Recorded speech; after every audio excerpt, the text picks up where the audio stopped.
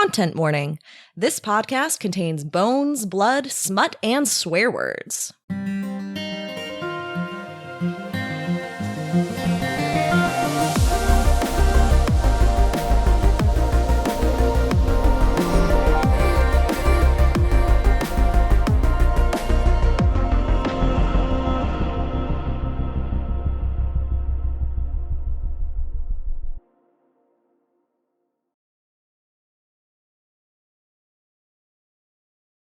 Before we get into the good shit this week, we wanted to remind you that we've launched a Patreon. For just a few bucks a month, you get extended games, brand new content, access to our notes and murder boards, and much more. So, if you would like to contribute to Marie's collection of mugs for student tea time, you can head to patreon.com/frontline5th or follow the link in the show notes.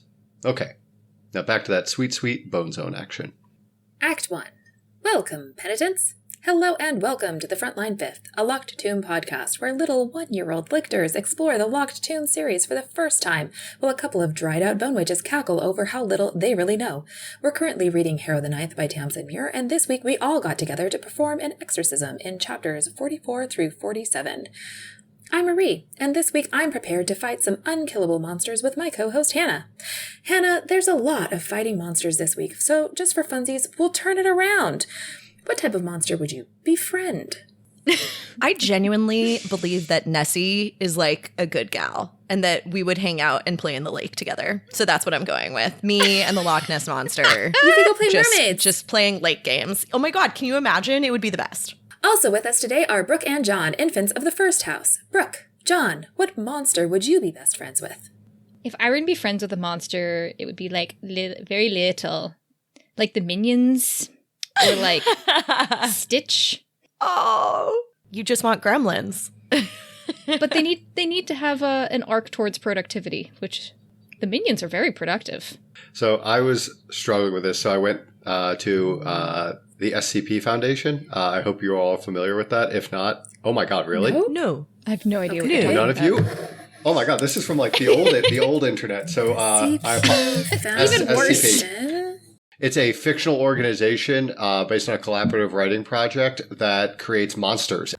They do like fake case files for looking at every monster. That's so cool. What? It's one of the cool things on the internet. I actually cannot believe that none of you have seen this. The funnest thing I like about it is that they have a random SCP page, so you can just click it and it will give you a random file from one of like the 10,000s. And the one I got today is SCP-7476, which is Schrodinger's infinite liquid. SCP-7476 is an unobservable phenomenon that can affect one container at a time, causing the container to have an infinite supply of its contents until the inside is looked upon in any way. Once you look inside, all the contents will disappear, and it will move to another random container in the vicinity. Right now, it currently apparently lives in a women's shampoo bottle, so you get infinite women's shampoo out of it. This is the saddest friend. Every time John tries to hug this friend, it disappears and moves to a different location. This is amazing. I've got, a new time waster in case I needed that. And also, I'm not befriending monsters because I've already had children. So before we get into the gory details and fight choreo, what stood out to you about these chapters? Oh, man. Gideon is such a nice character. But also, these are children. And, I love every time, all these chapters kind of connected back to reminding us that they are children who didn't have proper childhoods. Yep. Who are still children. Yep. That's right. Yep. And it was both sad and depressing constantly, but also very fun. My favorite things about these chapters, aside from the concept of a hunger that only thumbs could sate, my favorite thing are these moments when you get little insights into how Gideon feels about Harrow's choice to eliminate that part of her brain, or where you get also this glimpse of Harrow as just this permanent sadness, or Ortis holding Harrow. And all of these are moments where it's some of the most important shit from the first book for me. Mm-hmm. These moments where you really, really see people who are hurt and the ways in which they're trying to help each other, right? The ways in which they're trying and often failing, but genuinely trying to hold each other up. It's deeply sad and deeply human, but I love it. It's just, I think, a credit to how good of a writer Tamsin is, where it's just we get some of the funniest lines in the entire series, thus far. Bracketing. Yeah, bracketing trauma. in what is basically just band-aided over trauma, and fresh wounds and all this other fun stuff that's thrown in there. But then my first reaction was as soon as Gideon showed up, like I just got like the Jurassic Park vibes where it's like where they get to the end of the movie, it's like we turn the power back on, but everything's still fucked. And it's like, yep. Got it. Yeah, your note here says Jurassic Park, and I was like, Jurassic Park, what? Like, did I miss a meme? Yes. It's like, yeah, Gideon's back, but like shit's fucked. Like it's going to be a problem. No, these chapters generated, I think, probably close to a 2-hour murder boarding session with Brooke and I earlier this week, and lit a bunch of our theories on fire, generated a few others. And again, it's another one of those chapters where we got answers to some things and more puzzle pieces, but we didn't solve the puzzle. So we're just still, I think, Brooke and I are still very confused about quite a few things. Our murder board is a phoenix puzzle. What? Going up in Bursting flames. into flame and then rebirthing. And then new ideas coming out of it. I love that. Yeah, these chapters I think are like the most important emotional chapters in the entire book. Obviously, there's more things that happen, but to me, like just some of the things that get hit that we talked about, like the themes about like how like Gideon's immediate reaction to like what the fuck you did, like Harrow's immediate reaction to like what the fuck did I do, Ortis's telling her you were children and I should have been better. All of these acknowledgments and like, but it's all interspersed. Like you don't have really time to sit with it because it's interspersed with this like, what is going on? Yeah, let's move straight into the meme watch. So we have Harrow waking up on the morning of the third day without Gideon. That is a pretty obvious Jesus reference.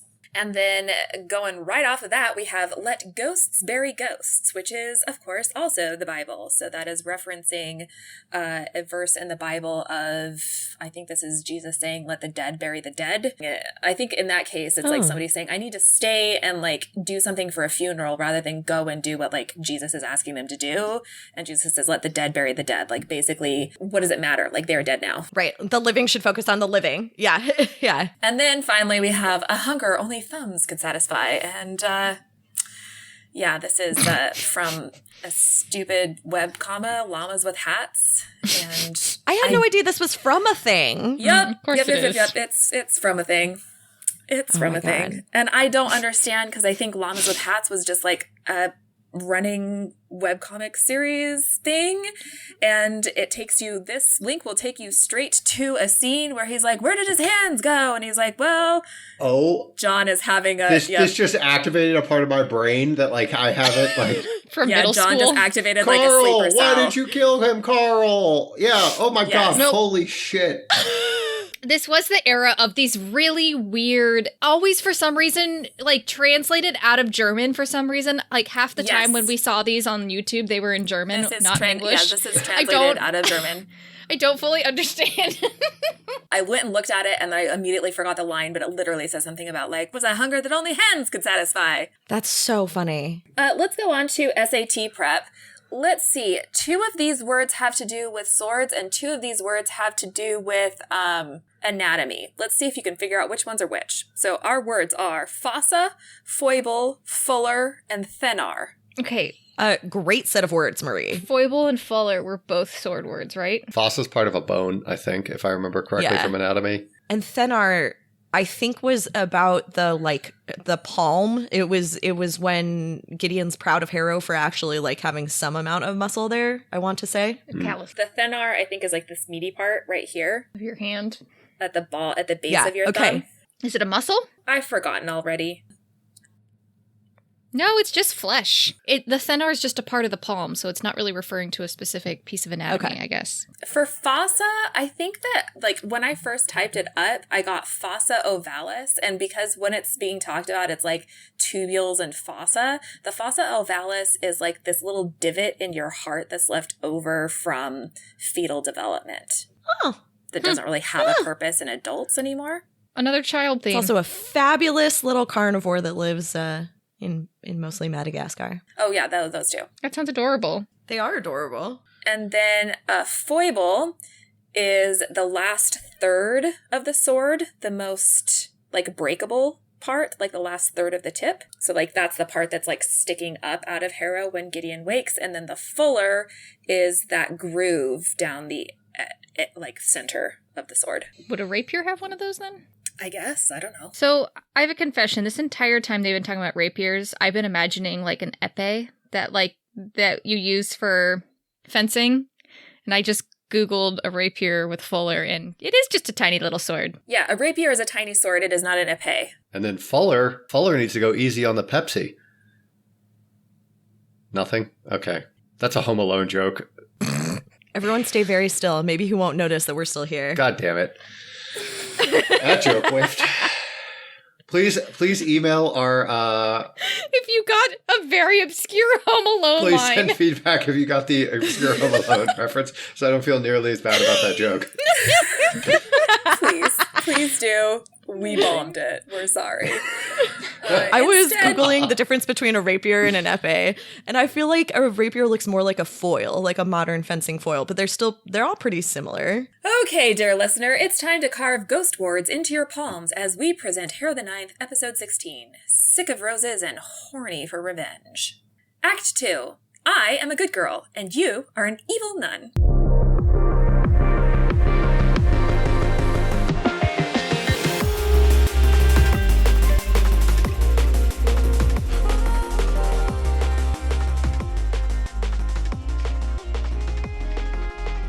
This section of Frontline 5th is safe for anyone who hasn't read past Chapter 47 in Harrow the Ninth. Let's recap. Chapter 44, B-Skull, the night before the Emperor's murder. Gideon wakes up inside Harrow. Yeah. We start now, we will never stop.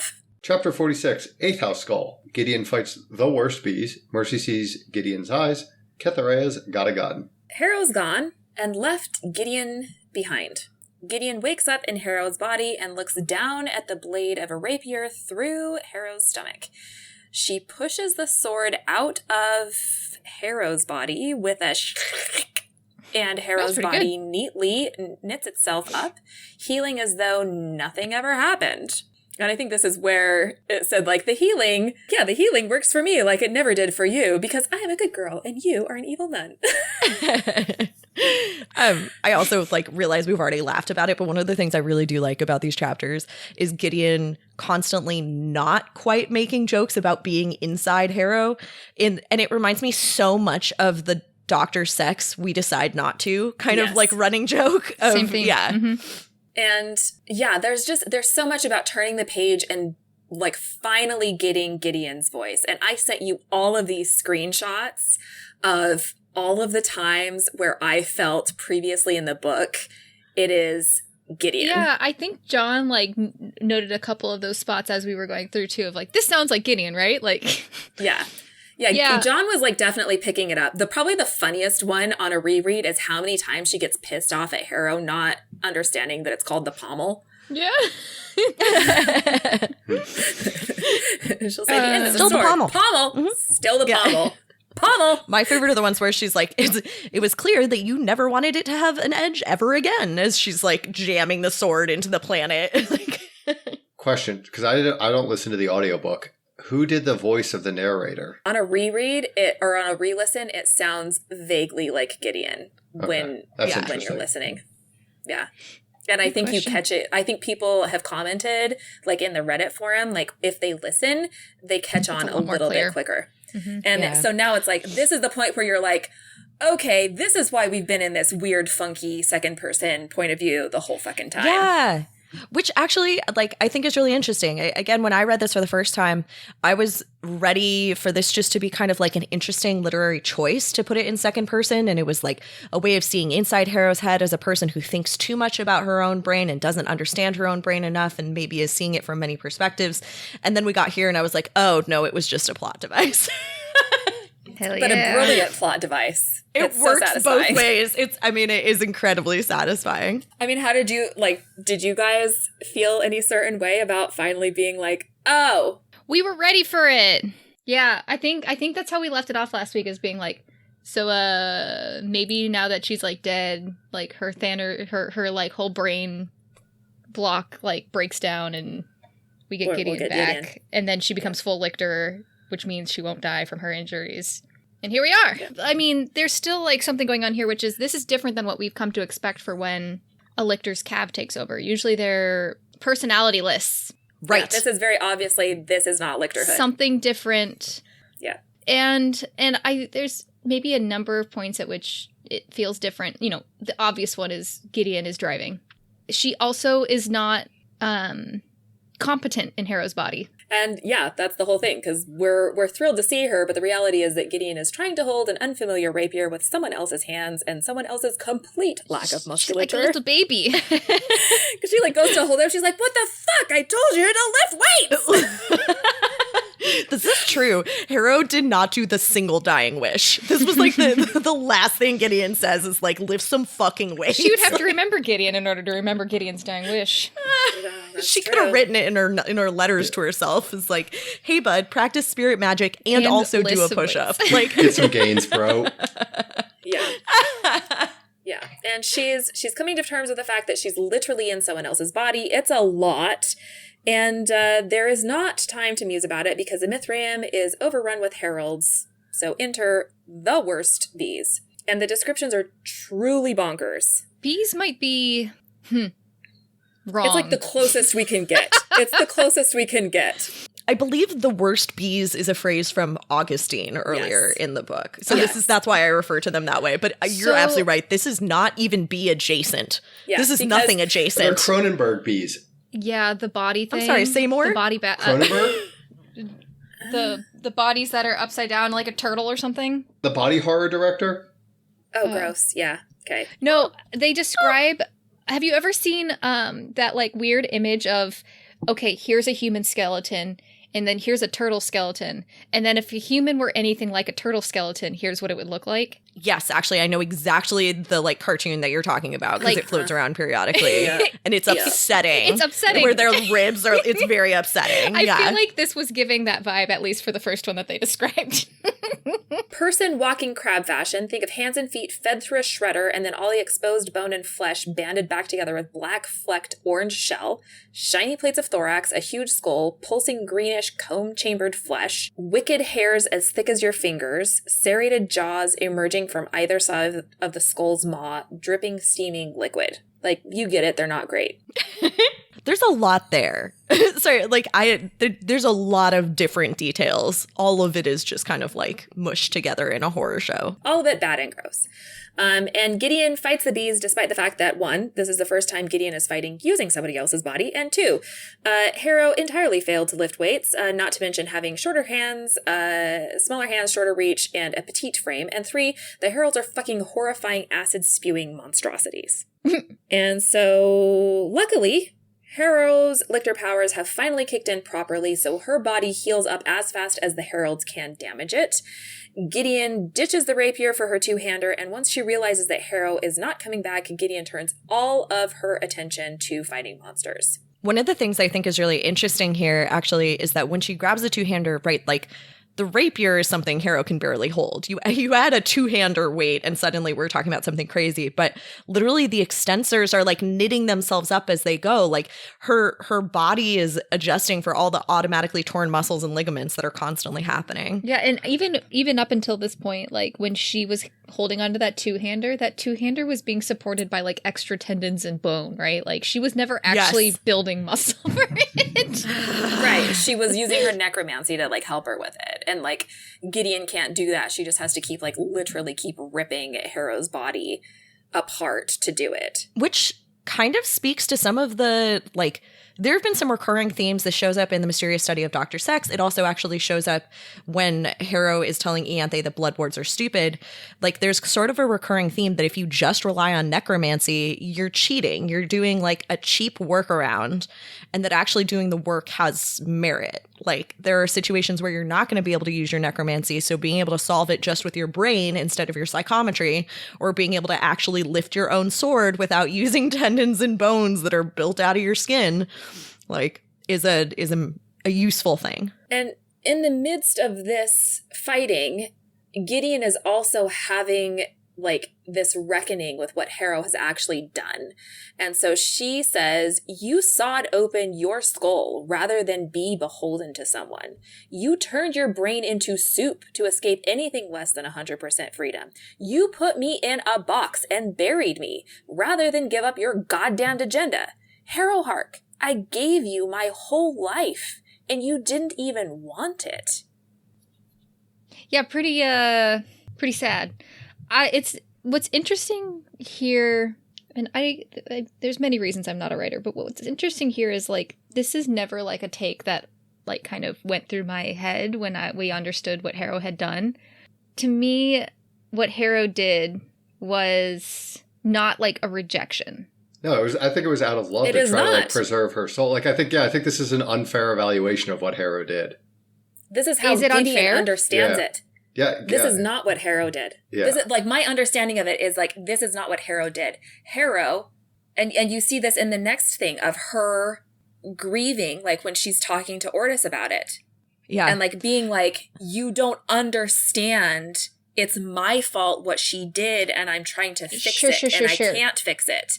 And Gideon's being like, I gave you something and you didn't use it to make your life better because you deserve it. Right. No, I understand. I think it's like a reasonable reaction, and I just never saw it coming. Like I was very much like understanding Harrow's psyche around this, and like did not even I was not able to predict that this would be Gideon's interpretation. Well, and it's heart-wrenching because I think both are probably true, right? I mean, yes, Harrow did what she did in order to protect Gideon's soul from being degraded, but with no long-term plan necessarily for how to like bring Gideon back. So at that point, you're just protecting a thing to protect a thing. Mm-hmm. And you are, as someone who really sucks at receiving gifts, and anyone will know this if they've ever been in a Venmo war with me, because I will double whatever you gave to me, like indefinitely. There is actually a gift you can give to someone is receiving the gift they have given, is actually taking that gift and accepting it and recognizing what they gave up for you and giving them the opportunity to love you. And Harrow's not good at that. Harrow is not good at letting other people love her, at letting other people touch her. And it's because she wants to be loved so badly. She wants to be touched so badly. So it's like, I think all of this is very real. Neither one of them can talk to each other about it. Yeah. Yeah. Like this is, I'm thinking about this so funny because I read like a romance novel, like with all of like the tropes and everything. And like, it had like the most classic romance novel trope is miscommunication. And yes. Oh my God. Also, like every sitcom, every rom-com, it's just like being talk scared to each of other, saying like what you mean. grown-ups. Yeah. And this is one where this is the miscommunication trope, but like it's Seinfeld. They don't have cell phones. They can't. Exactly. They not an option. They literally cannot talk to each other. Talk to each other. It's Seinfeld. They don't have cell phones. There's no physical way. It's like, hey, you have an excuse when you don't have cell phones. Yeah. Instead of all this, she decides, scratch all that. The main thing I should have said is squats are a start or a couple of star jumps. They're not difficult. I know, but like this is also Gideon always uses humor to deflect, right? Mm-hmm. I mean, like she's using humor to deflect from her own take, which is, and I agree with you, it's not a correct take, it's not an accurate take, but it also is a legitimate take. There is also an argument to be made for Harrow Hark not allowing for someone to love her, like trying so hard to protect someone from loving her. Yep. Right. And from how they're going to get hurt there. And there's this part where Gideon looks in the mirror and sees Harrow's body and just says that there's these marks of this huge exhausted sadness. You could always leave everything else behind you, but you never got rid of being so absolutely fucking goddamn sad. And this is like, God, this fucking just rends me to the bone. When we first meet Harrow Hark, we see her as this like kind incredibly conniving and brilliant and awful. Exactly. And, yeah, and you guys are like, we love her so much. And we're just like, I know. Why? It takes you so long to realize that like a lot of what the outward marks of viciousness are towards herself. Like she is a deeply sad person and she is carrying the weight of a lot of things that other people have done and she will never be able to let it go. It's, just cuts me to the quick. Eventually, after much Harold fighting and the loss and subsequent regrowth of one of Harrow's thumbs and which much is of Harrow's super suspicious, by the way. Yeah. Right? Because weren't they talking about I have feelings about this too. Yeah, how they can't regrow limbs and then all of a sudden she can regrow thumbs? The fuck? Okay, but here's my hot take. I don't know. I mean, Tamsin clearly did a lot of work understanding anatomy. I don't know, however, if normal people understand that like a thumb is as hard to regrow as an entire arm, which it is. Well, my whole thing is like the rule of the universe was that you can't regrow something if the nerves are severed. Like the growth is based on the nerves, and then we cut the thumb off and the thumb grows back. So suspicious. Well, Very what's suspicious. suspicious is that she can do it without Harrow there, more or less, because Harrow's already shown us she can regrow a limb. What do you mean? She could intentionally build one. Yes. Like, she can intentionally do That's it. true. But Harrow's not there. So that's what's more suspicious is that. In terms of like auto healing powers. Mm-hmm. Yeah. Yeah, I don't know if this is a mistake or if this is an indication. I honestly don't know. All right. Yeah. Not for this book, not for next book. But the grosser part is the one where all of like Harrow's intestines are spilling out and Gideon's just like trying to hold them back in with her fingers and just squish them back into place. Trying to squish them back in before they like the skin heals around them with them being on like the outside in the wrong place. Yeah. And with her fingers caught inside. Like rig around your thumbs and like something else and like touch your intestines, which is like what, 4th day? But otherwise we're doing fine. Man. Anyway, so Gideon finds herself in a sea of dead space bees, and so she ditches Harrow's robe and bone exoskeleton. I didn't look, and I barely touched you. No, and she's just like, what an ugly robe. It looked like Silas Octakizaron got into the glitter drawer. Every time I go across that line, I die. So funny. And she heads out into the station to figure out what the fuck is going on. And she quickly runs into Lemon Mouth Prime, a.k.a. Mercy Morn, who is fighting Heralds while shrieking incoherently. Which, boss move. Honestly. Still love Mercy Morn. Nutcase. Absolute nutcase. So she's out of the river. Yeah, she's out of the river because she came out of the river to kill Harrow. Yep. Yeah, I'm wondering how the RB fight is going without Harrow and without Mercy. Harrow and Mercy? Yeah. Yep. Seems like that would be a problem. Mercy's response to Gideon Harrow is interesting. I freaked out. All right, like I've reread this section like a dozen times. Okay, so he told you he murder boarded for 2 hours. I would say of our murder boarded for 2 hours, at least an hour was trying to figure out like just this like these couple 6 paragraphs. Yeah. Okay, let's go through this. Let's say the things, and then maybe let's save the murder boarding for rampant speculation. Okay. Do we think? Sure. I will say that this is just plot wise. I fucking adore that Mercy is trying to think out loud because it's a thing that I do. Where honestly, she's like, shut up, Harrow's Cavalier. The reason it's actually really hard to pull meaning out of this section is not because it's, without enough detail. It's because she's thinking out loud and she's changing her interpretation of the situation as we go. Yes. And so by the end of it, we don't know what she said before that still sticks, despite the fact that her pronoun use is constantly changing, like who is she and who is you ever. But there's so much here, and yet we still can't figure it out because she is thinking out loud. And by the end of it, it's like, okay, I think you're certain, and what can we take from here that allows us to make some sort of a guess? Can I just say I love that I'm doing this to people constantly. I will walk in to somebody's office. I know this about you. At them. You know this about me. I will talk at them and be like, okay, thanks, that was great. And they will have said like almost nothing. And I feel so vindicated because somebody finally did that to me, where they just talked at me and and they were like, oh yeah, that was great. Thanks for letting me solve that. Like it was like an acknowledgement that all it was just talking at me. And I was like, I'm so glad that I could provide that service for somebody, like 1 out of the 100 times that I've done it to other people. That's why I have pets. I work through things with my animals all the time, where I literally talk out loud to Oryx and I'm like, can you do you think it's a better idea to do this or this? Oh my God, thank you. I really needed to talk to someone. Didn't know this. I love this. Maybe I need a pet. Yeah. Everyone needs a pet. So let's go through this. Initially, Mercy reacts with grief-stricken panic, saying, so now you come to me first. First. Yeah. Capitalized. In response to some medley of a Gideon's what the fuck face and a Harrow's what the fuck face, she amends, no, you're not her.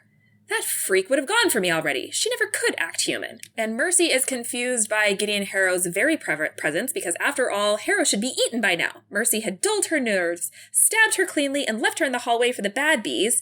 And yet, Harrow is now here with orange gold eyes, and her cavalier has finally come to the front. Suddenly, it all clicks for Mercy Morn. Her voice catches in a sob, and she says, Lipochrome, recessive. You are the evidence. He lied to us, and you are all the proof I needed. She calls Gideon Nav an abomination, a heresy, A failed ambition 19 years too late. So some of the things that Mercy says as she's thinking. When they showed me your corpse, I didn't think to check the eyes. I'm talking about the failure of the Ninth House operation. I thought the commander had simply been a bad girl. That moron knew Gideon was on her tail. This could have been over 18 years ago, but now it's messy. Your Mercy voice is great. There's so much there. Well, okay, there is such an insane amount there. And the funniest thing to me is that Gideon just like latches onto like 2 pieces of this. And there's so many other things she could be caring about. But she's like, wait, you said my name. Yep. And so Gideon Wait, my mother? is stuck on the idea of another Gideon existing. And Mercy explains that she was referring to the lictor sent to kill your mother.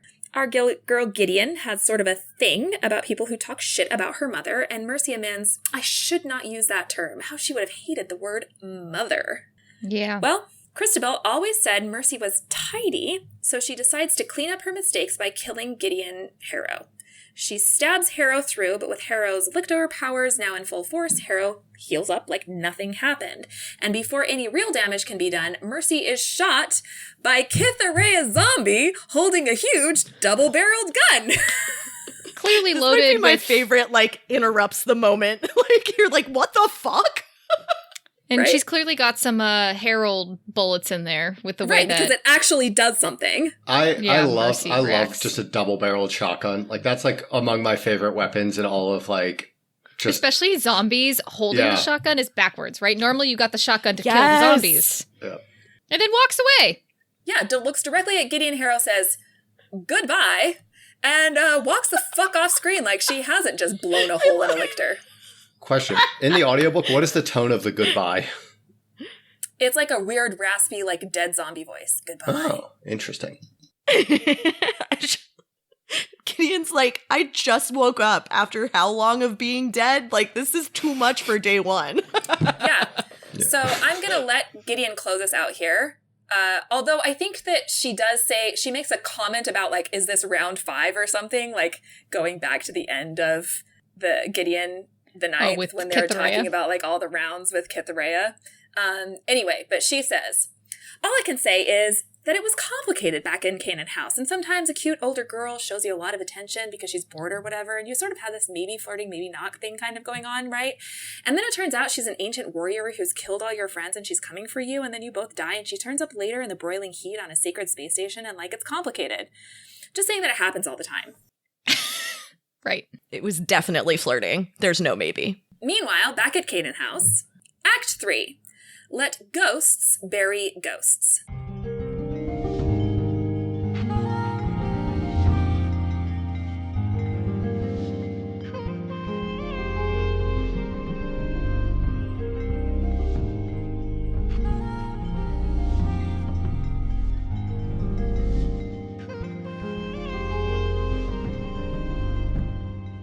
Let's recap.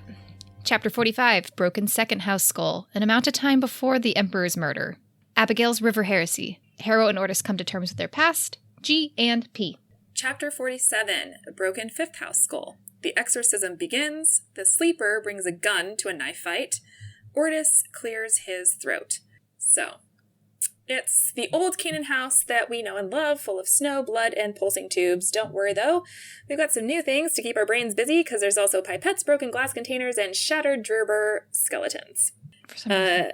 Magnus and The big three. Abigail lead Harrow through the house and down to the second house lictor study under the stairs where the rest of the crew has gathered. And unlike the rest of Canaan House, this room is the same as it ever was, untouched by bloody rain and jiggly bits. Nice. Which is interesting. Why is it the Yeah. only untouched room? Because it's Gideon's room.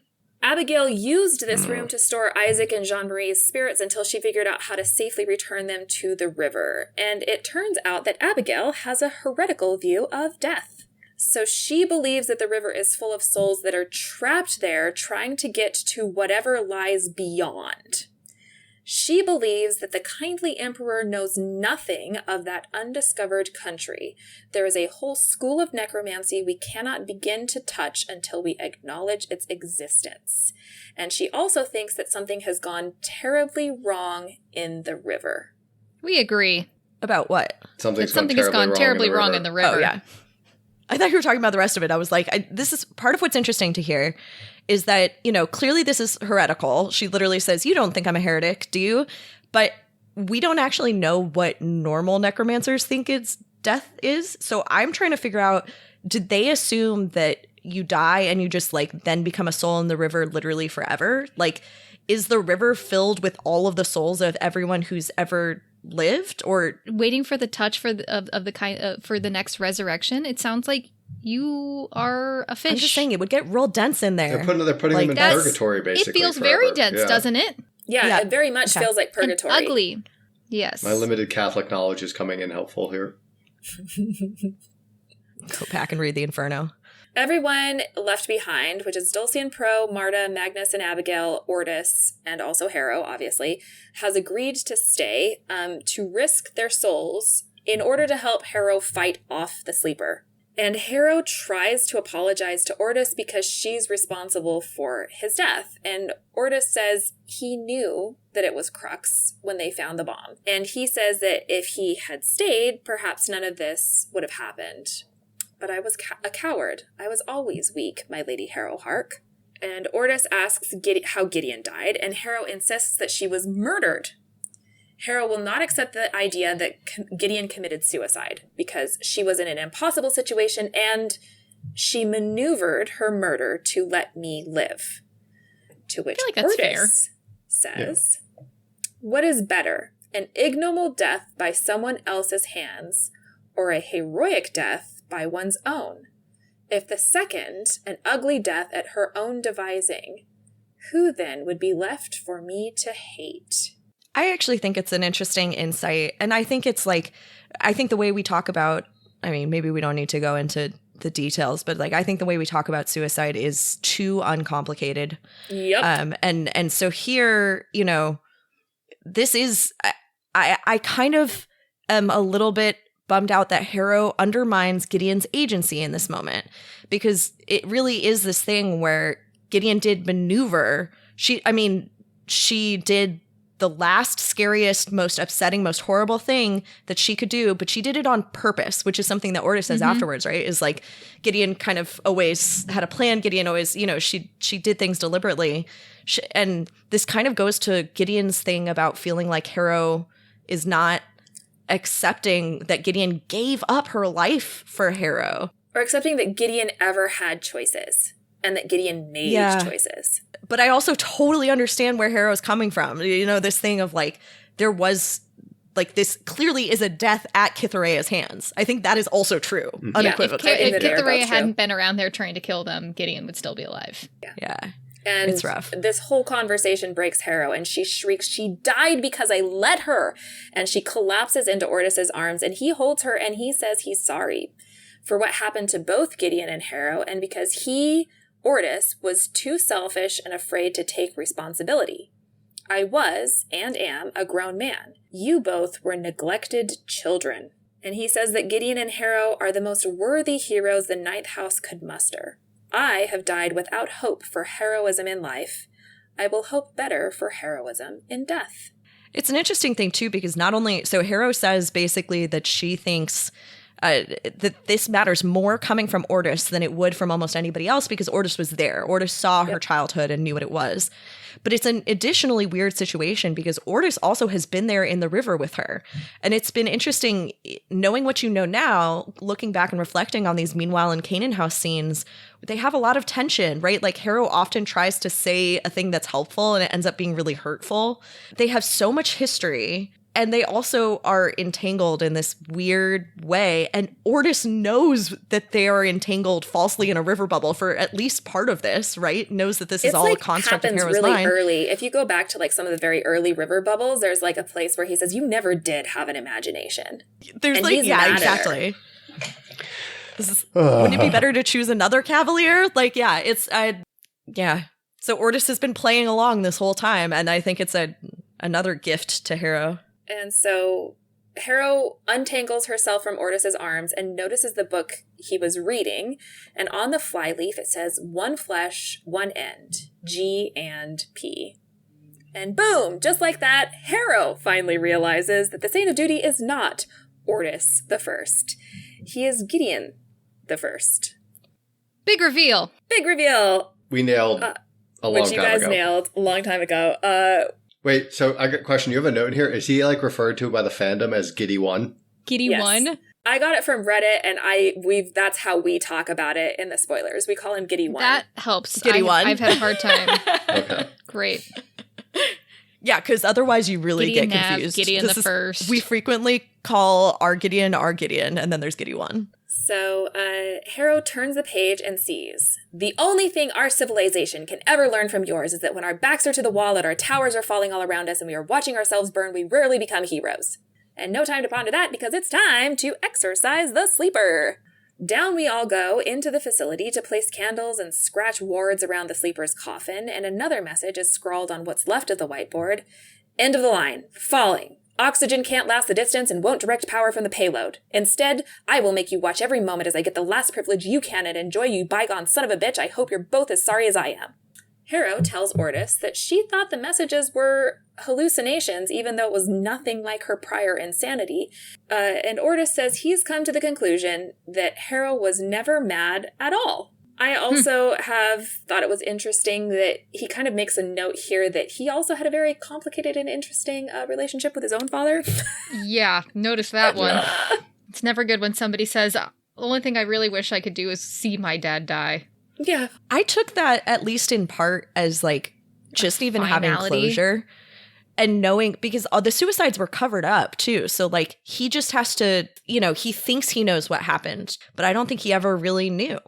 It's just one day his dad was there's gone, some right? sort of like weird insinuations around like what he remembers about his dad that feel. I don't think they had a good relationship at all, but I also I think that the what he remembers is his dad touching the doorknob and entering his room. Like that is deeply upsetting. Yeah.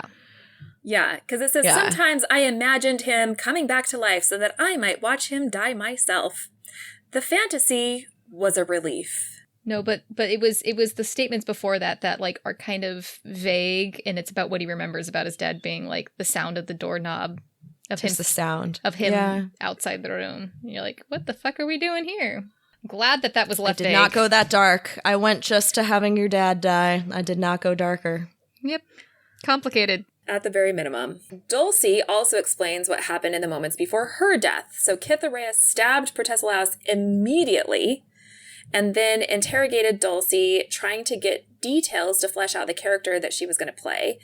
And Dulcie told her a lot of hot bullshit, hoping that at least Cam would notice. Which she kind of did. She just wasn't able to sell Pal fully on it, it felt like. Well, and that's not true either. They just didn't do anything about it. They were kind of confused. Yeah, like him bringing her tea, right? Like, is one of the very first big clues of like, he's suspicious, and that was a test trying to figure it out. It's possible. But I what are also you gonna do I really think that part of this is the same way that I read this book, Harrow the Ninth, while kind of skimming over things and allowing for psychological explanations for things that turn out to be plot points. I think that Pal does that too. Yep. That Pal is like, oh, well, she's trying to protect me. She's trying to protect herself. It's like just because there was an awkward breakup, basically. And we are just avoiding each other and pretending not to know each other, as opposed to like understanding that this is so obviously not the person that he would have known and had known for years, although I guess only through letters. Harrow asks Dulcie why she's staying to help, because she owes Harrow nothing, after all. So Pro is staying because he's just actually that honorable and noble. But so that's Dulcie, his saint name. Mm-hmm. Saint of nobility. And Dulcie, on the other hand, is staying because she is sick of roses and horny for revenge. There's not a lot for Abigail to work with because they don't have any fresh blood to tempt the ghost. The only real link between Harrow and the sleeper is the two-hander sword. And even worse, the spirit is linked to some physical object, IRL. So the ghosts can expel the spirit from Harrow, but that doesn't mean it will actually be banished from the real world. But it's time. Places, people! So Abigail starts the ritual. She calls on the spirit, bidding it to get the hell out. The lid of the coffin crashes to the floor. And there's nothing inside because the sleeper is behind Harrow. I fucking love that horror trope. It's behind you. Yeah. Out of nowhere, poof. And Teleports behind you. Nothing personal, kid. the sleeper offers exactly one bargain. If Harrow will give herself up, the ghosts can go free. Harrow will die and the sleeper will take her body. So we're just going to summarize the incredible choreography with just cold, hard facts. Protesilaus, noble gardener hero, shot multiple times in the back. Dulce's shot in the leg. Magnus is shot in the stomach. Marta's is sitting there, throat slowly crushed under the sleeper's boot. And here's the kicker. Our hero's weapons seem to do no damage at all to the sleeper. And so here we can think back to teacher's cryptic remarks about blades from chapters ago. The blades within from the blades without or whatever. Yep, they only have blades within. So guns make holes in the fabric of the Has suit, but they don't do anything to the body within. Rapiers skitter off the surface, they can't penetrate. And worse, every time that a gun gets knocked away or the sleeper ditches it, another one just magically appears and reloads. And so Harrow throws a lump of bone to become a construct, and the sleeper shoots it out of the air so it crumbles to inert dust. So it's going real badly for our Canaanites. Would have been a lot better if the sleeper were on our side. We'd be cheering for this. Ortis clears his throat. Well, bugger the sleeper, it's time for a game! But, like, how do you think? Like, what is he gonna do? Talk at her? He's going to recite the Noniad until the spirit of Nonius comes back and... Oh my god, what if that's like plan B that Abigail and him prepared? Sorry, the meme has been stuck in my head for like weeks at this point, which is like, how weird is it that an Odyssey happened to a guy named Odysseus? And it's just like, I can't it's like, it's so weird that a Noniad happened to a guy named Nonius. Solid. Amazing. Okay, interstitial. Insane monster acid.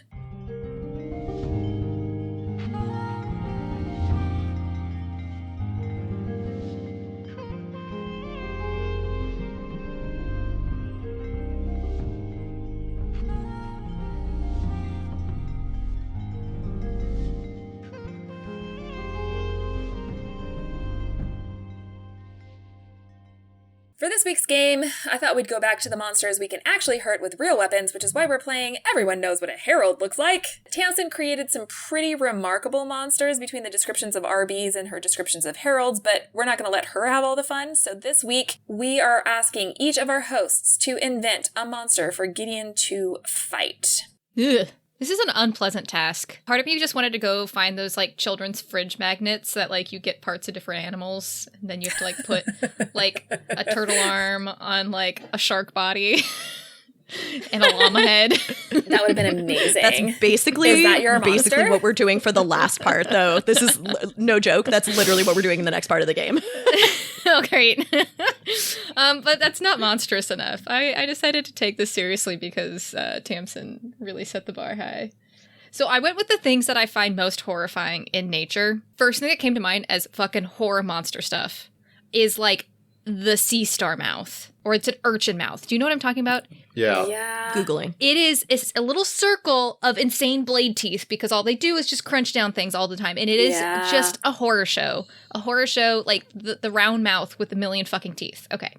Yeah. So that's where I started. Then I built the body around this. Praying mantis-esque. They're fucking... Yeah. They're scary.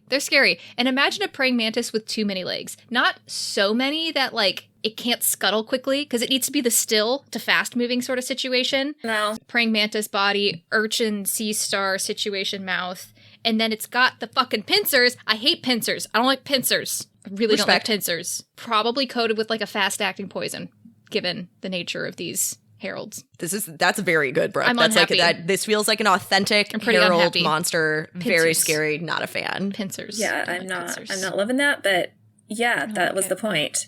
Pincers. What do you got for us, John? Yeah, I also kind of went in like a chimeric, like direction with this. My first thought was actually from the Warcraft universe. They have these monsters called abominations, which are basically just used by like undead necromancers, and it's just the like Frankenstein. Completely thematic. They basically sew the body parts together from like various corpses. And so it's like a big hulking monster, but it'll have like an extra hand coming out of its back or like a foot or like, you know, like extra basically appendages and limbs. And it's normally like rotting. It has like a big mouth where its belly is. And then I also was just thinking of like kind of like the classic. Ew, like, a belly mouth is gross. Yeah. I don't like a belly mouth. Then I was also just thinking of like the classic Greek ones where it's just like, you know, like you have the like goat, lion, scorpion, like chimera. Oh, scorpions are bad. Yeah. Oh, Yeah, scorpion tails are tail. super freaky. You could add a scorpion tail into tails. anything and it's 10 times worse. Yeah, definitely the scorpion tail that like can fling stuff No like wonder spikes. they got the pincers too. I was thinking definitely octopus tentacles. Just like lots of arms, inherently spooky. Oh, I actually genuinely think the Kraken and I might get along, and it's the opposite of what I said earlier about monsters, but Krakens don't terrify me ever since I read a children's book called Clyde the Kraken, he's just trying to give people hugs, and he's just a little too powerful. Oh, that's so So harsh. it's a book about being taught how to find other ways, more gentle ways of saying hi to people. Oh, This book. that's lovely. And the last piece is just, I think, the pipe flower monsters from Super Mario stalk with a giant mouth head that just like pops out and bites you. So we're going to throw like 5 of those on top of the monster as well. So there's just like a huge blob of just stuff. Yes. Still the mouth. Belly mouth was the grossest part of this. See, it's like a fucking sea star again. Belly mouth. Yeah, I think mouths in the middle of things are just unsettling to us. Very unsettling. Yes. Okay, Hannah, what you got? I forgot that I assigned this to us, so here's what I've come up with on the fly. Normally you're very quick about these things anyway, so I'm excited. Thank you. I actually really like the idea of going in like a plant matter direction. So I think this is a creature that is based on an insectoid body. So it's got 6 legs. It can scuttle up walls, but literally every part of it is just made of like plants. So it looks really innocuous until you realize that like all of the pieces of it have sharp edges, right? Mm-hmm. Like the leaves are actually really jagged. Mm-hmm. And when it rears up, its entire body is like honeycomb, and each of the honeycomb sides has eyes or tongues. No. That's all. That's what I've got for you today. Marie, tell us yours. For my monster, I'm taking inspiration this week from the Colugo, which is already a very weird animal. So it's Second a flying animal I'm looking up from you today. Yep, it's a flying mammal. fun. I think it's a lemur in Southeast Asia, and you're probably picturing a flying squirrel, but those are kind of cute, and Colugos are not. Oh, They're God. fairly horrifying, especially if they get stuck on the ground crawling around. So I my want God. you to imagine big eyes. Yeah, but not in a good way. not in a good way. Imagine a deformed, paralyzed squirrel moving unsettlingly fast and weird with a flesh cape on and the 2 big eyes of a lemur, and that's a Colugo. So we're going to go with that. We're going to start with the weirdness of a Colugo that has been grounded, make it 7 feet tall, hairless, give it very, very long monster nails, and then make the skull kind of fucked up the way they do when they want to make something really ugly in the monster movies, like the nasty orc or the cave troll in like the Lord of the Rings. They've got Extra a cave troll. big head. The big head with like the misshapen like lumpy thing, or like the D-Rex in the new Jurassic Park movie. That's Distortus Rex, not Dominus Rex if you're looking it up. But also, if we're going with that energy, we're just going to go ahead and give it like an extra pair of like useless 2 small arms too. And that's my I monster. love it. And honestly, the flesh cape is pretty brutal because like it's not cute. It's not cute. I don't And it's know. worse because on the Colugo, it's very definitely like patchy hairless in places. And I think that's why it's so much worse than a flying squirrel. I think it's kind of Yep. cute in the ways that like all slightly ugly mammals are kind of cute. No, it's pretty horrifying. Did you see it like on the ground, like scuttling around on the ground? When it's moving on the ground, it's horrifying. I guess we need to imagine look that up some thing 7 videos. feet tall. No. Nope. It's like, it Anyway. is true. A giant sloth sounds very terrifying in ways that like a normal sloth is like not that terrifying, even though the claws are rough. I feel like the 7-foot version of this that's hairless looks like the monsters from A Quiet Place almost, but without like the flaps. I don't know. Yeah, like maybe. that's kind of the proportions I'm getting. Eek. Ugh. Ugh. That was fun. So, Gross. yeah. I deliberately did that this morning so that I wouldn't think about it overnight. You were like, too scary. I love that. Okay, so what we're going to do is we're going to collaborate. So each of us is going to pick a section of the monster to design without knowing what anybody else is doing, and then we're going to put our pieces together and see what comes out. John has the body, Brooke has the head, I have the limbs, and Hannah has the extras. All right, so we're doing the body of a gigantic hagfish. So it's like snaky, but also fishy, and it's oil. It's like the biggest thing about hagfish is that they're oily. They're like slimy and oily. Like that, like they secrete this substance that like makes them like so gross. Like horror movie sticky.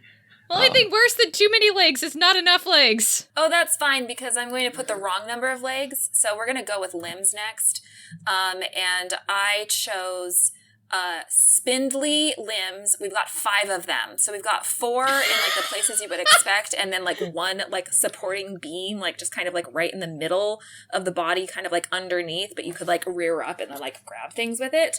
And they're very definitely like hand limbs, but also the joints are like, there's too many joints. They're spindly, too many joints, hands on the end. And Can then they be backward joints too? So like they look opposite of human joints. Like they don't bend like this, they bend like that. Yeah. Yes. No. Yep. Okay. So those are the limbs. I don't like it at all. Well, the head kind of works because I was imagining a very humanoid head, except that, because I think that's the scariest thing you can really get, is it also looks like a person. You get a humanoid head. It has that like really like stretched out neck feeling, like it's like coming towards you. That like super like skin flappy stretched out neck situation. And I took inspiration from Column. All the orifices are ringed with sharp teeth. There is no real eyes. There's no eyes. Good. There's no mouth. There's no ears. They're just rings of teeth coming out of sockets. Mm. Yeah, horrifying. Yeah, this is the worst so far. To summarize, so far we have a hagfish body with 5 like too many jointed limbs with hands on the end of them, and a head with like a long neck, but all fishes have little teeth instead. So like the eye sockets are ringed with teeth and stuff. And then I will add a special talent. So our heralds spew acid, but this creature sloughs off its skin. And so this goes well with John's slimy skin. So anytime you injure it or anytime it touches anything, it actually sticks to you and rips away from the body. And it's kind of like thistly in that it like literally sticks to you. It's almost impossible to get off. This is the worst game we've ever done, and that's all the monsters I can handle for a week. So let's do some rampant speculation instead. Yeah, let's get past that. Sounds great. Act 4, a lot of hot bullshit. Brooke and John may be mere infants, but their conspiracy theories are as good as any 10,000-year-old lictor. So Brooke and John, what the fuck is happening? What a rude act title.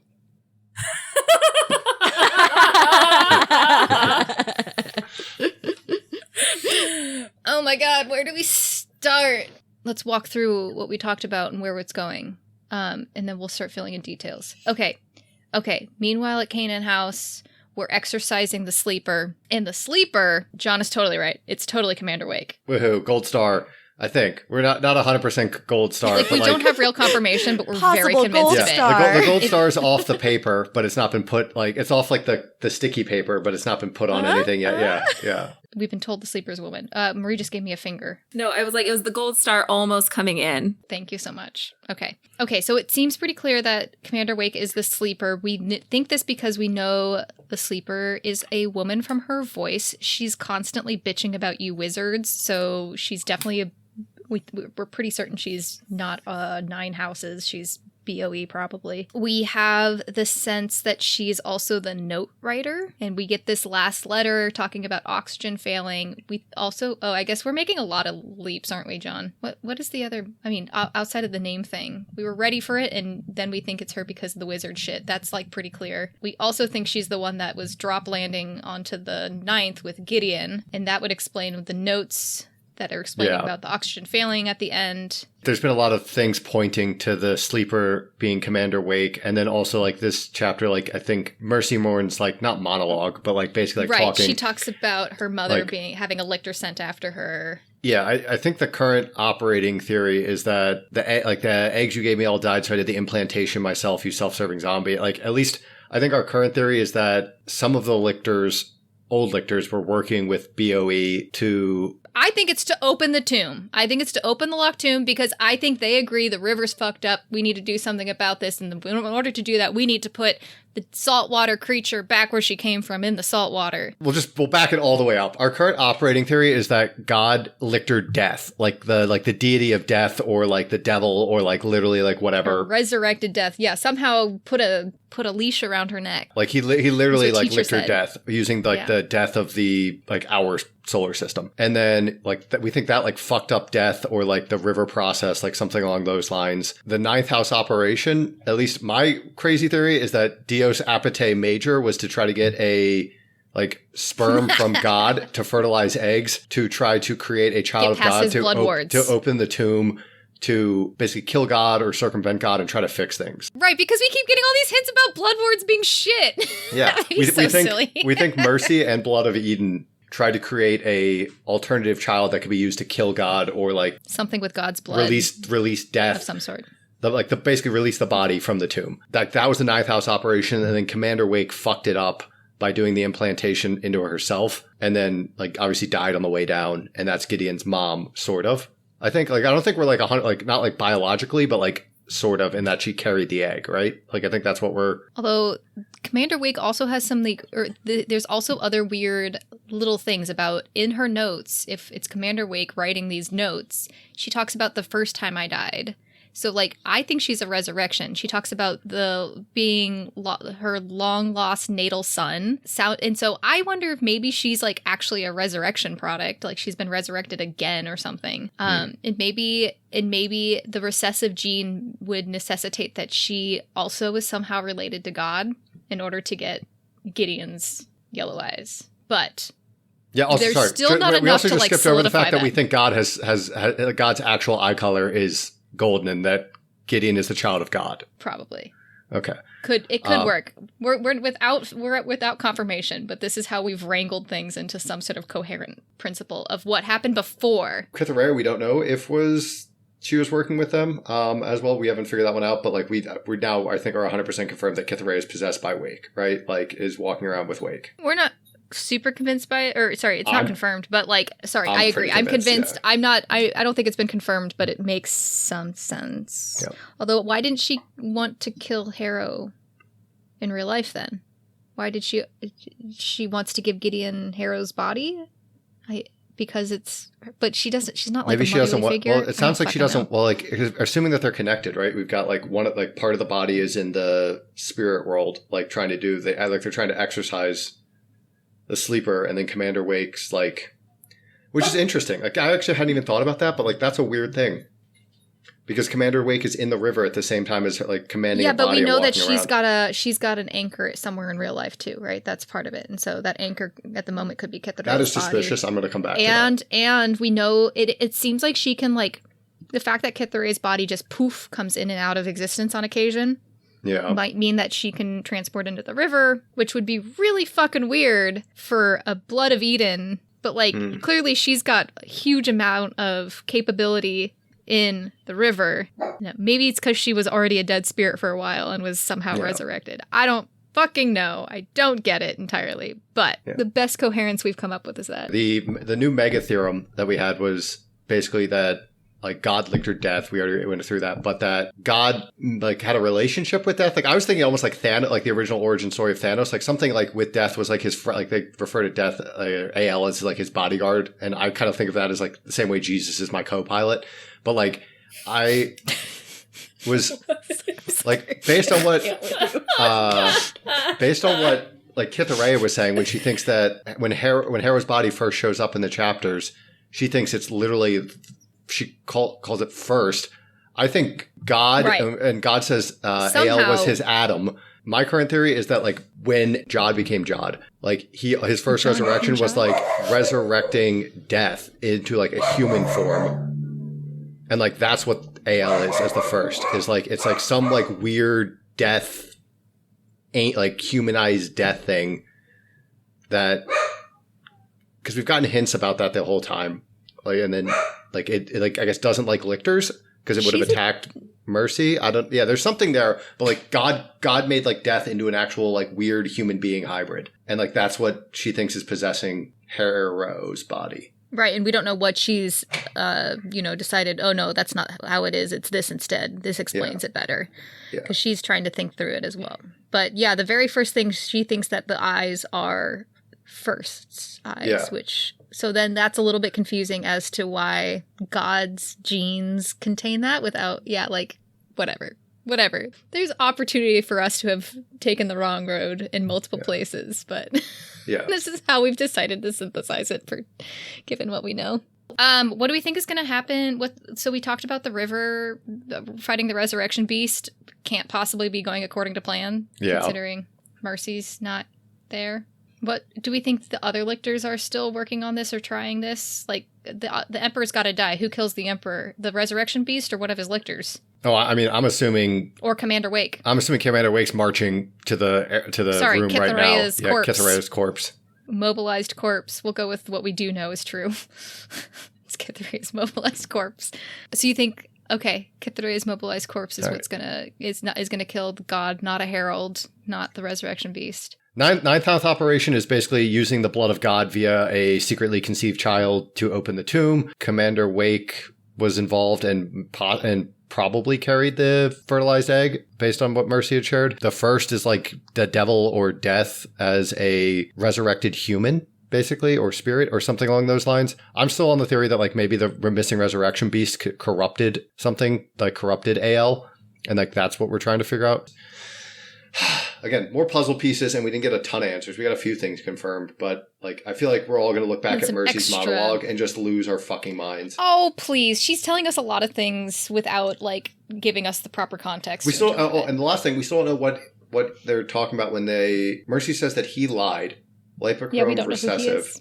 Probably it's God. Probably God. By the way, I think I'm right. That giddy one had a special relationship with Commander Wake that wasn't hatred, which I think is an interesting concept, considering also he's got like this weird drive to protect God, and she's also probably redheaded if the poster and the Bolivian thing was hers, which is also Pyrrha's hair color if we go by mythology. There was a lot of connections and assumptions that we jumped through there, but this was actually your very first thing. You're like, Pyrrha and God's child. Well, I guess we'll see if any of that happens next time when Brooke and John call up some ghosts of their own in Harrow the Ninth Chapters 48 and 49. And if you, dear listener, are like Brooke and me, reading along for the first time, make sure you find our reading calendar on our website, frontlinefifth.podbean.com, or follow us on Instagram or TikTok. And to support us, you can buy merch or join our Patreon, all of which are linked in the show notes. If you like this podcast, please share it with your friends and give us a 5-star rating anywhere you can. And if you didn't like it, feel free to lie. Now head off to sleep, my baby necros. Mommy and Daddy have some deep spoilers to discuss. Get in, losers. We're going speculating. Act 5. We rarely become heroes. Warning. This portion of the podcast is 98% spoilers and like 2% snickering. Seriously, we will spoil anything and everything in the series up through Nona the Ninth. If that's not what you want, turn back now.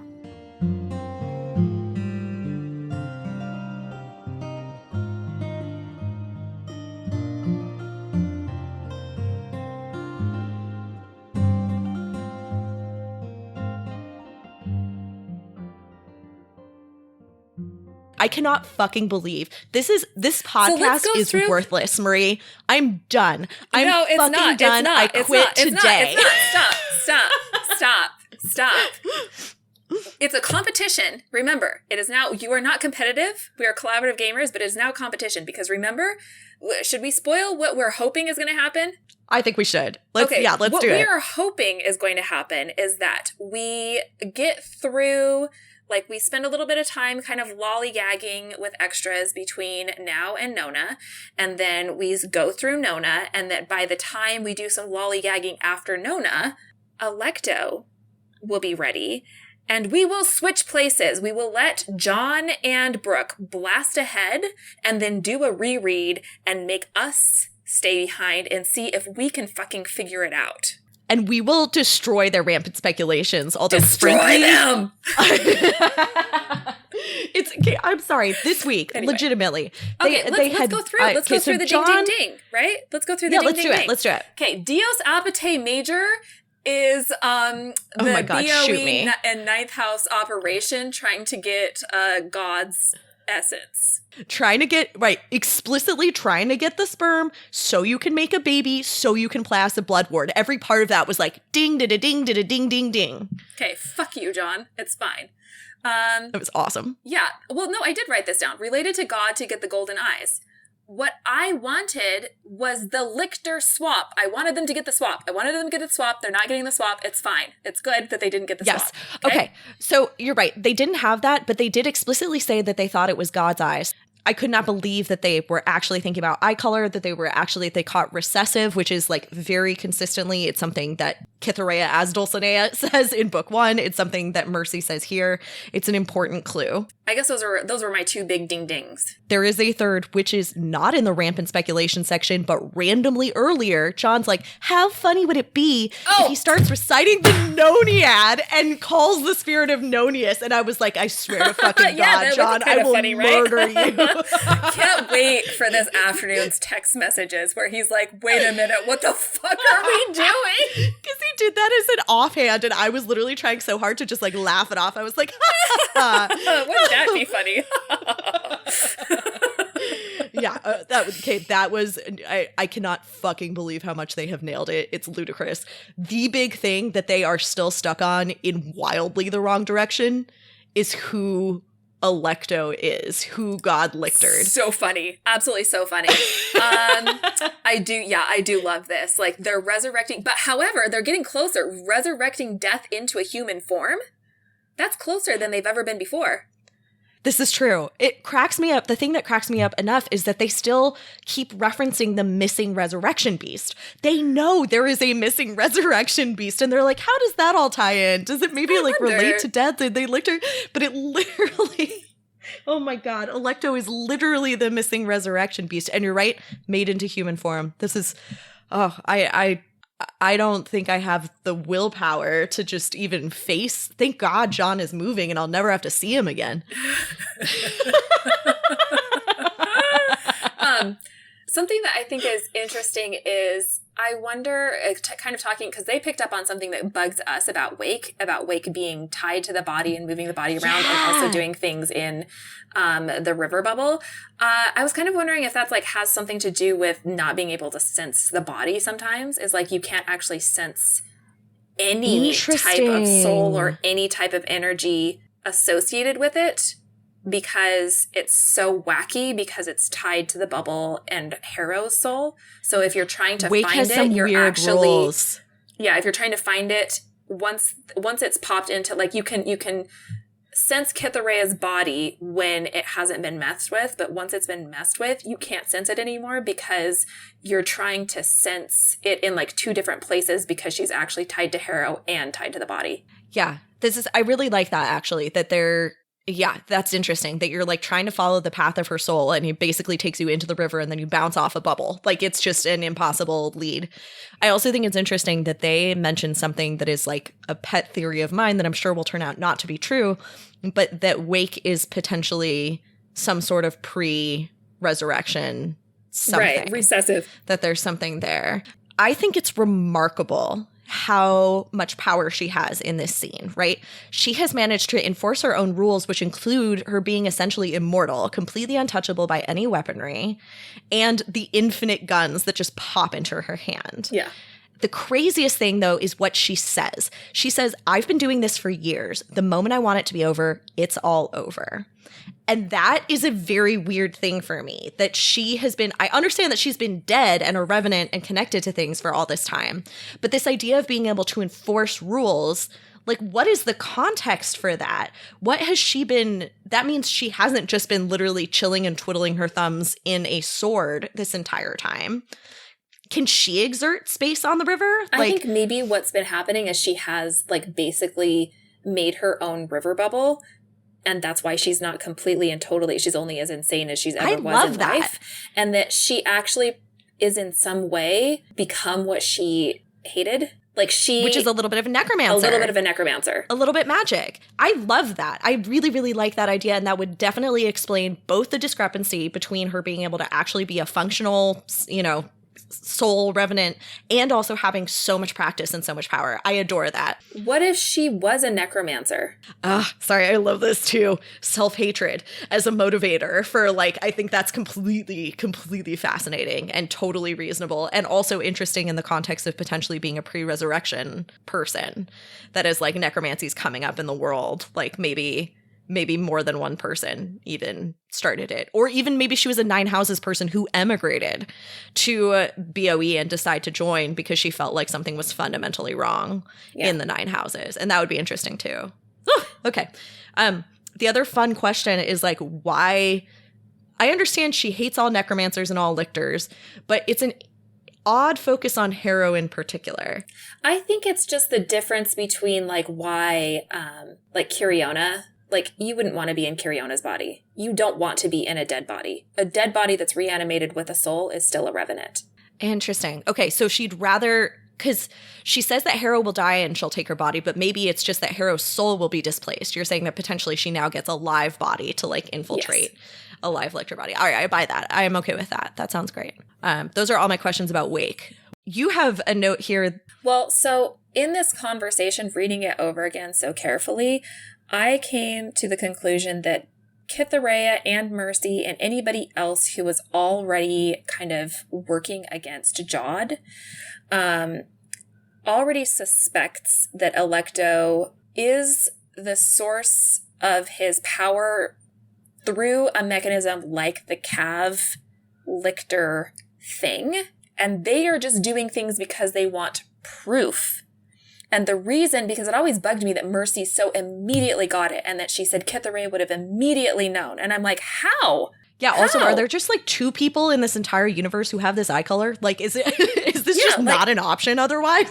like, why would you have already done it? And I realized reading it through again that the reason that she says Kithareya would have known immediately and the reason that Mercy is so quick to get it is because they already suspected, they already know he lied to us. Yeah. You know what this reminds me of a lot, actually, is in the first book, kind of a running theme is them trying to figure out the power source. They're like, the power simply doesn't make sense. Like, it should not be possible to have these tests created. The sheer amount of necromantic power is impossible. And it like leads you eventually to this idea that it's literally not possible to have that kind of power unless you are using another soul. And that's how they figure out the lictor process. But it's this same thing here where potentially over the last 10,000 years, Jod's lictors are looking at him and saying like, it doesn't make sense. There still has to be logic behind it. He's not a literal god. We all know that. Like, you know, there is something powering him. And especially since Augustine was part of this as well. He was part of the Ninth House operation with Mercy. And he's the one who like follows energy back to the source. Like that's his thing, or one of his things, right? I think you're right. They all suspect. And so then you're sitting there and you're like, here are my data points. We have Alecto with the same colored eyes as this person. Yeah. And we know who Alecto is. Like the lictors know what Alecto is, know that she should not be able to like give birth, presumably. Well, and the reason that I came to this conclusion was because after she says, I understand lipochrome recessive, she says, you are the evidence, he lied to us, and you are all the proof I needed.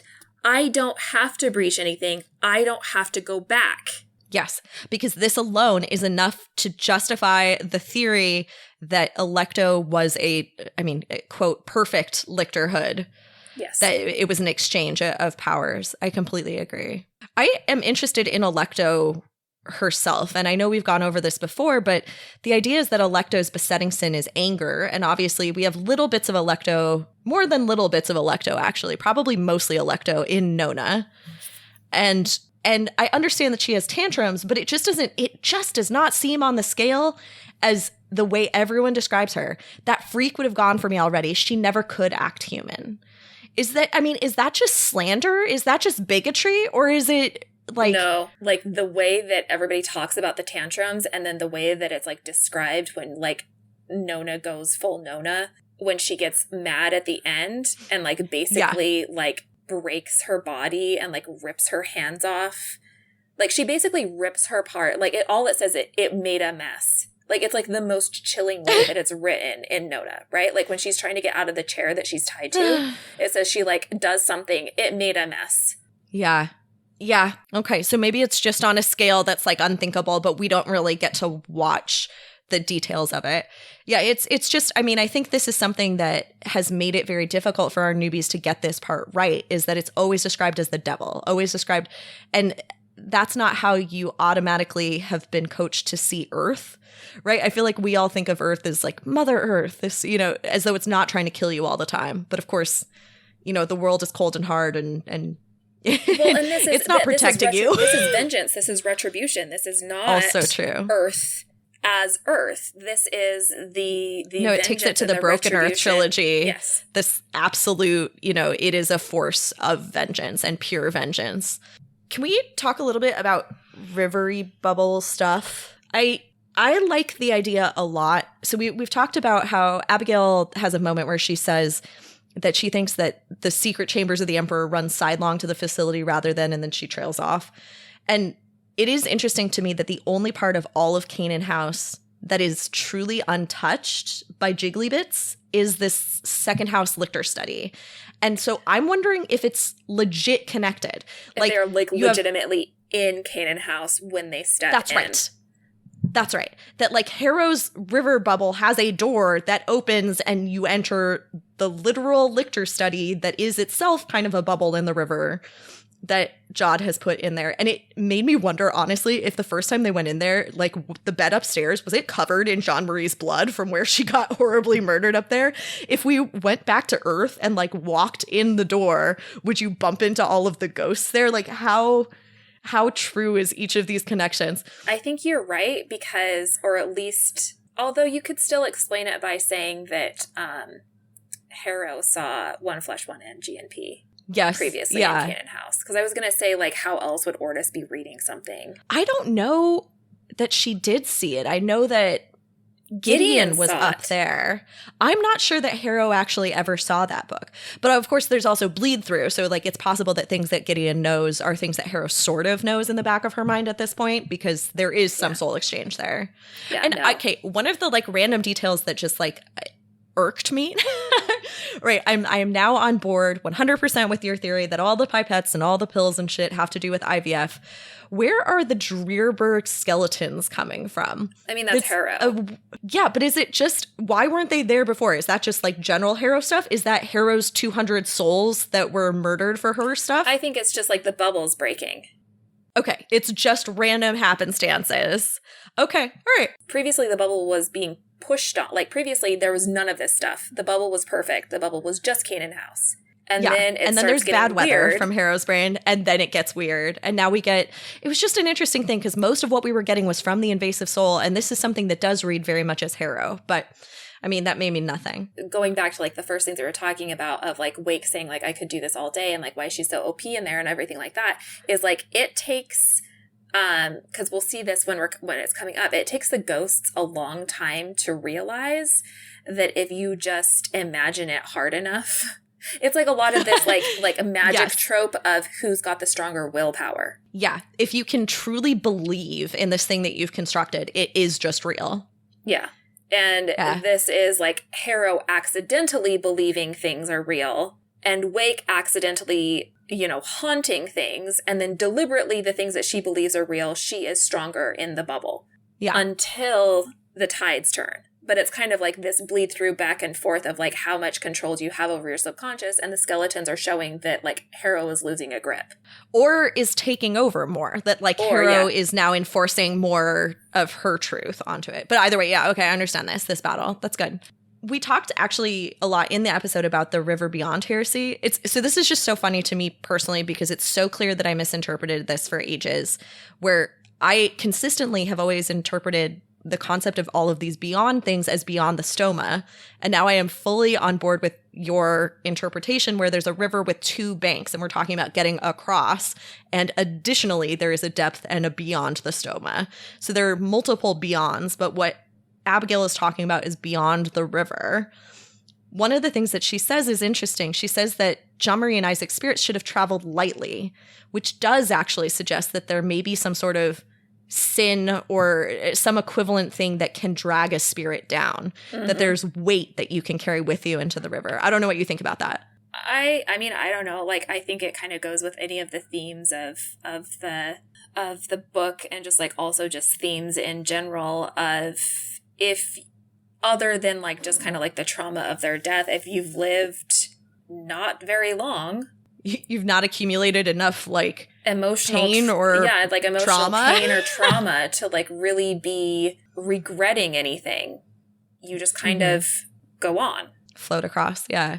I find it so wild that this is heretical. Like, I don't know what that ultimately means, but I am not I think it's just because I was not raised because religious. This is what, if you actually had like an actual god emperor, right? Like an actual physical embodiment that this is God.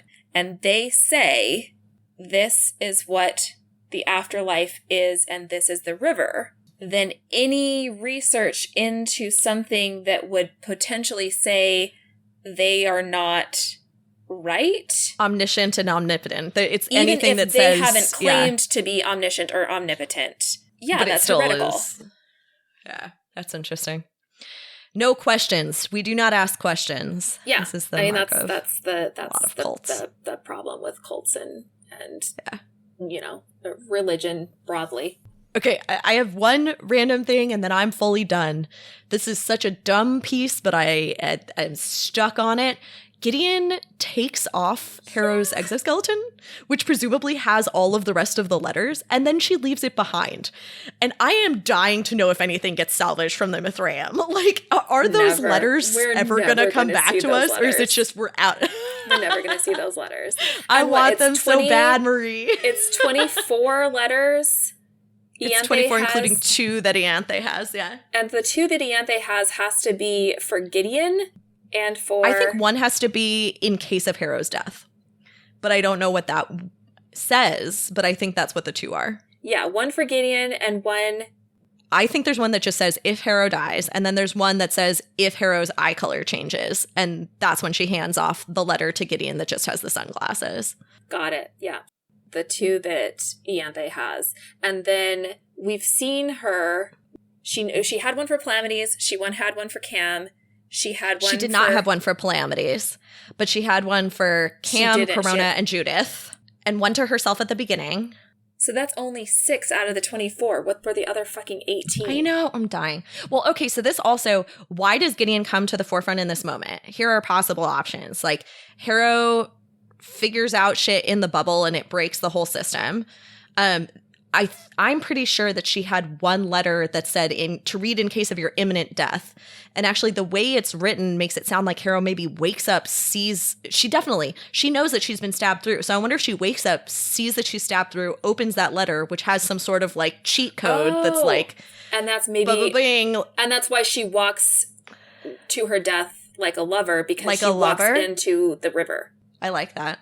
That might actually be what that refers to, is that she actually did open the letter that said, you're about to die, let Gideon have the body. Yeah. And somehow manages to get around it. Ah! I want all the letters. I want all the Lictor trials. We will never get Tamsin, them. give me more. It's so funny rereading these because I'm so it's like greedy. you notice it a little bit, but you don't notice it that much when you're like speeding through the books. But when you're like really taking your time, you're like, she really does just like the interrupted plot and not enough information and like unreliable. And you're just like, you know what? If you didn't do it so damn well, I would be so mad at you. It'd be unforgivable. It would be unforgivable. Because she is for sure just sitting there giggling to herself about it is the exact Bone Witch and newbie scenario, except Tamsin is the Bone Witch who's sitting there laughing at how little we all really know. Okay, well, I guess that's it. Act 6. See you next time, my little nunlets.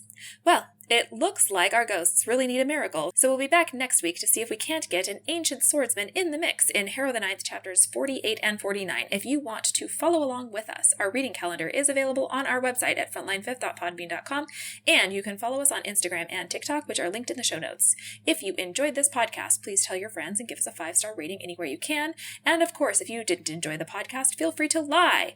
We have a Patreon, which you can join for access to bonus content every month. You can become a patron. What's cooler than cool? A Canaan House River Bubble. And our patrons.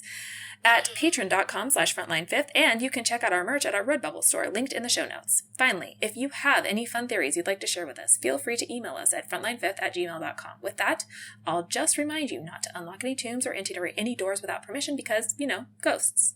Bye! Frontline Fifth is a Locked Tomb podcast conceived by Maria Adamako and starring Maria Adamako, Hannah Grunwald, Brooke Anderson, and John Ryan. Our cover art was designed and created by Maria Adamako, who also edited this episode. Our fabulous music was composed and recorded by Blake Anderson. Sonia Grunwald designs our killer merch. Hot! Gorgeous! The Locked Tomb series is a completely dope-ass book series by Tamsin Muir, who does not know we exist and is in no way affiliated with this podcast.